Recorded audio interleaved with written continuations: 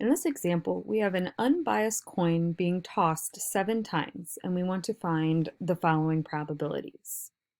So first thing we want to do is remember that tossing a coin several times in sequence is one of those ideas about subsets, because if we need to know how many total outcomes, we need to know that to set up all of our denominators. This is one where we have a sequence, we have like 7 blanks because we're doing this 7 times. And at each blank, we have 2 choices. It could either be heads or tails. So it's almost like a yes or no. There are 2 options for each blank, which means there are 2 to the 7th or 128 total outcomes here. So it's a little bit different. It's not a combination that's needed for the denominator, but it goes back to some of our other counting techniques from our set theory.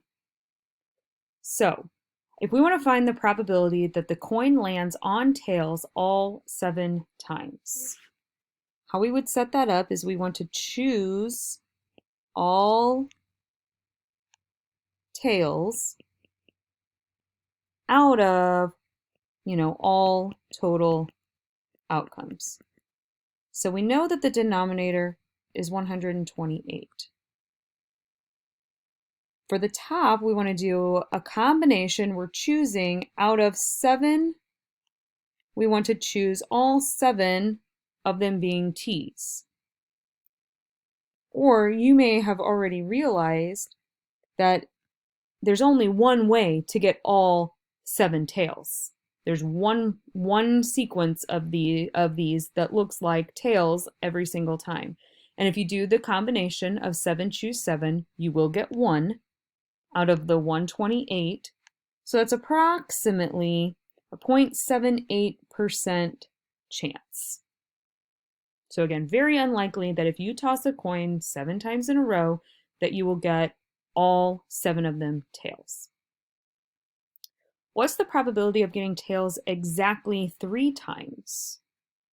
Okay, so in this case, we want to choose 3 tails out of all outcomes. Notice it doesn't matter which of the tosses are tails. It doesn't matter if it's the first 3 or the last 3 or any combination of tails. We just want to know 3 tails. So out of the 7 tosses, we want to choose 3 of them to come up tails out of all total outcomes, which again we know is 128.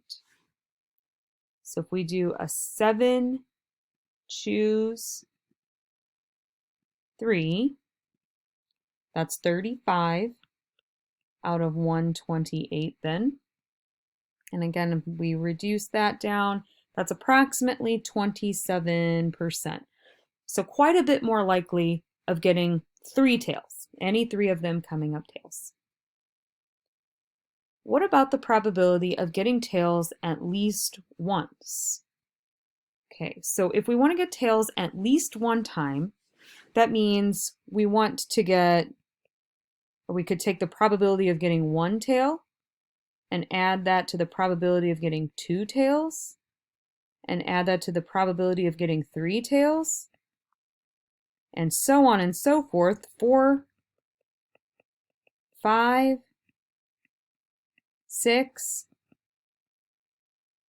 and 7. We want to find all of those different probabilities and add them together, and that would be the probability of getting at least 1 tail. 1, 2, 3, 4, 5, 6, or 7 tails. That is way too long to do in that method. I do not want to calculate up 7 different probabilities and then add them all together.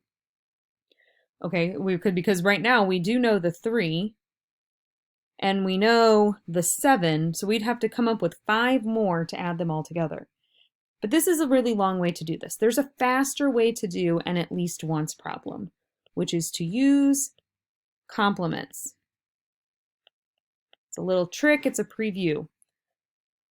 So if you need to find at least once, and it seems like it's going to be way too long to add all the possibilities together, the key for these is that the probability of getting at least one tail is equal to 1 minus the probability of getting no tails, right? Because at least one is all of these options, 1 or 2 or 3 or 4 or 5 or 6 or 7. The only thing that is not at least once is none. That's the only probability that doesn't count here. So we could just say that that's the complement. We could do 1 minus that, and then we would have the probability we're looking for. Another way to say no tails is simply to say all heads, right? So I could do 1 minus the probability of getting all heads. The probability of getting all heads is the same as the probability of getting all tails, right? We would calculate it up the same way as in part A. There's only one way all of those are going to come out as heads out of the total. So I could say this is 1 minus 1 over 128, which means there are 127 out of 128 ways to get anything at all that is 1, 2, or more tails, at least one tail. And if you divide that out, it's about a 99% probability of getting at least one tail.